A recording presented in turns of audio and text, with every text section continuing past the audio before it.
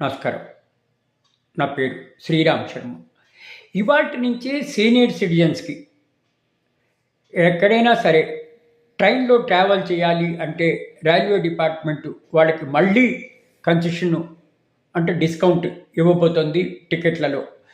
స్త్రీలకైతే 58 సంవత్సరాలు, పురుషులైతే 60 సంవత్సరాలు దాటిన సీనియర్ సిటిజన్స్‌కి రైల్వేలో కన్సెషన్ ఇవ్వాలి అని చెప్పేసి డిసైడ్ అయింది. ఈరోజే అనౌన్స్ చేశారు సంబంధిత రైల్వే శాఖ మంత్రి.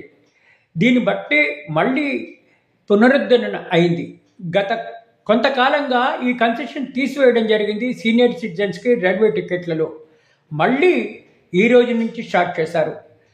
ఎవరైనా సరే దూర ప్రాంతాలకి బంధువుల్ని కలుసుకోవాలన్నా, ఏదైనా హాస్పిటల్కి వెళ్ళాలన్నా, లేకపోతే పుణ్యక్షేత్రాలు దర్శనం చేసుకోవాలన్నా ఈ విధంగా రైల్లో ప్రయాణం చేస్తే కన్సెషన్ ఇస్తారు సీనియర్ సిటిజన్స్కి.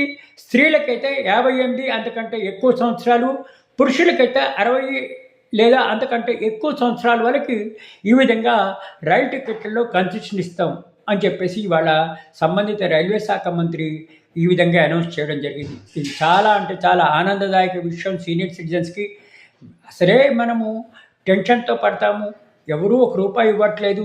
రిటైర్ అయిన తర్వాత కూడా గవర్నమెంట్ కొంతమందికి పెన్షన్ ఇస్తుంది, పెన్షన్ లేని వాళ్ళకి ఎట్లా అనే పరిస్థితిలో అనౌన్స్ చేసింది రైల్వే డిపార్ట్మెంటు. మళ్ళీ ఇప్పుడు ట్రైన్ టికెట్లలో డిస్కౌంట్ ఇస్తారని, ఇది చాలా అంటే చాలా చక్కటి పరిణామం.